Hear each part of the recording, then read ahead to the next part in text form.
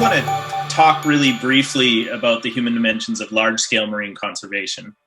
And like many things, success in marine conservation is a journey and not a destination.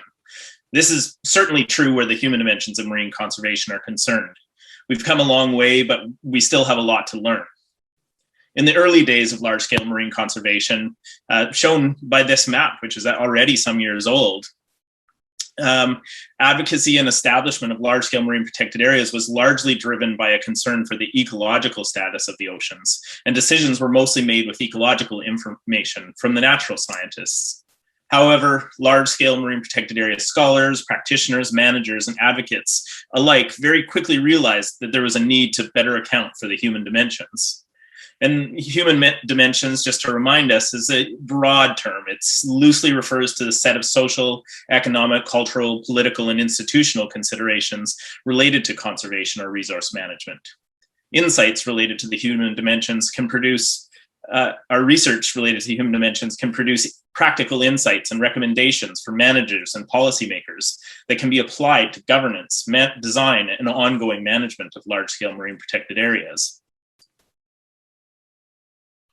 A key moment in the conversation related to the human dimensions of large-scale marine protected areas occurred in 2016. A group of marine conservation practitioners and human dimension scholars, led by Patrick Christie from the University of Washington and Alani Wilhelm from Conservation International, collaboratively organized a think tank on the human dimensions of large-scale marine protected areas in Honolulu. The event involved more than 125 participants, including managers, funders, academic practitioners, government representatives, and industry representatives from all around the world. And through facilitated dialogues and group discussions, we pursued a number of different objectives. Our objectives were to evaluate existing knowledge on the human dimensions of large-scale marine protected areas, to identify best management practices, to draft a practical shared human dimensions of large-scale marine protected areas research agenda, and then to develop and launch a community of practice. And so just as a summary of the main outcomes that we produced from the Human Dimensions think tank, it included 3 products. And so first was this shared research agenda, which was published by Patrick Christie et al. In 2017. And that laid out this broad and strategic research agenda related to all different sorts of topics that could be explored in the context of large-scale marine conservation. It also led to a special issue in coastal management on large-scale marine protected areas and the human dimensions. And since then, numerous other publications have come out related to the human dimensions of large-scale marine protected areas. The second main outcome of the Human Dimensions think tank was a set of best management practices. And these were published in a document under the Human Dimensions think tank.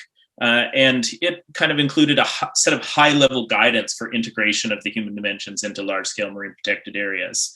And some of that guidance, I believe, also found its way into the IUCN guidelines for the management of large-scale marine protected areas.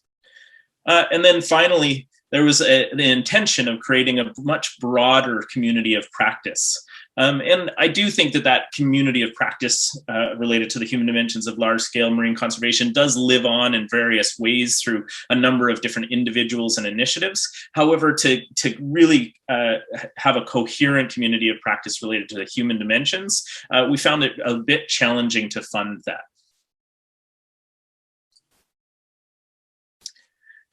Of course, a key outcome of this initiative was identification of the need to tailor the design and implementation of large-scale marine protected areas to different social, cultural, and governance and historical contexts. And the types of human dimension topics that were identified that need to be taken into account in design and management include topics such as the following: stakeholder engagement, rights, tenure, and access, transparency and communications, free, prior, and informed consent, Indigenous and human rights, social equity, governance, human well-being and socioeconomic impacts, sustainable livelihoods, integrative planning and management, culture and traditional knowledge, collaborative management processes, and Indigenous and community leadership in conservations.